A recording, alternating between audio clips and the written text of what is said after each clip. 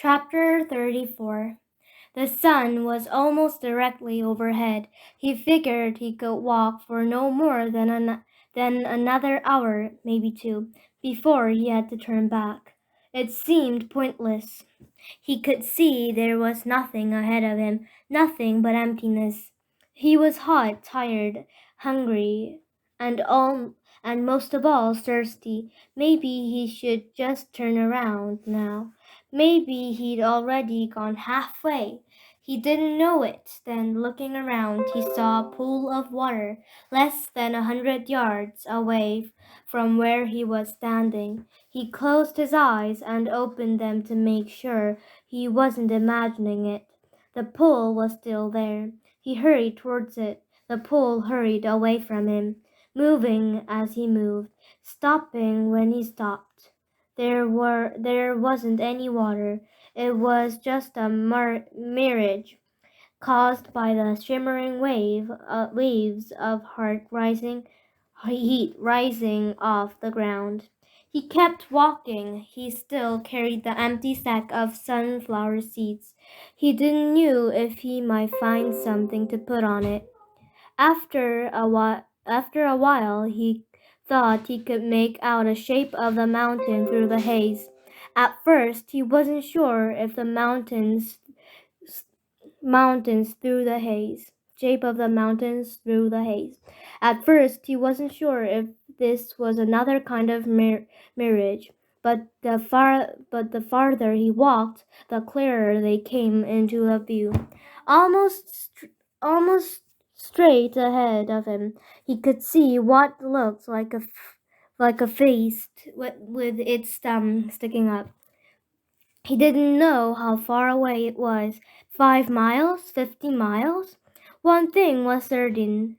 It was more than halfway. He kept walking towards it, although he didn't know why.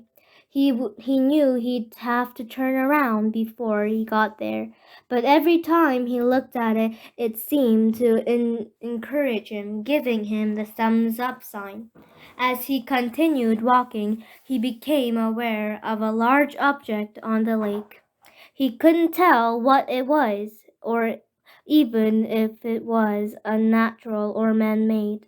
It looked a little like a fallen tree, although it didn't seem likely that a tree would grow here. Most likely it was a ridge of dirt or rocks. The object, whatever it was not on the way to Big Thumb, but off to the right. He tried to decide whether to go to it or continue towards Big Thumb, or maybe just turn around. There was no point in heading towards Big Thumb. He decided he would never make it. For all he knew, it was like chasing the moon. But he could make it was mysterious object. He changed directions. He doubted it was anything but the fact that there was something in the middle of all this. Nothing made it hard for him to pass up. He decided to make the object his halfway point, and he hoped he hadn't already gone too far. He laughed to himself when he saw what it was. It was a boat, a part of a boat anyway. It struck him as funny to see a boat in the middle of this dry and barren wasteland. But after all, he realized this one was once a lake. The boat lay upside down, half buried in the dirt. Someone may have drowned here, he thought grimly, at the same spot where he could very well die the thirst. The name of the boat had been painted on the back.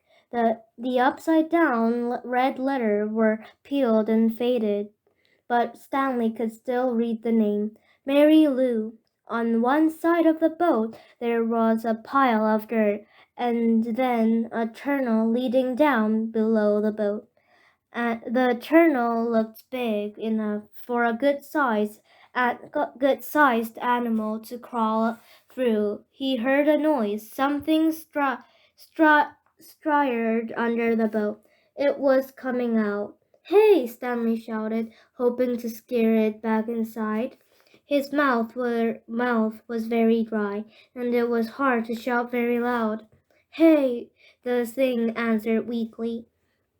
And a dark hand and an orange sheet reached up out of the tunnel.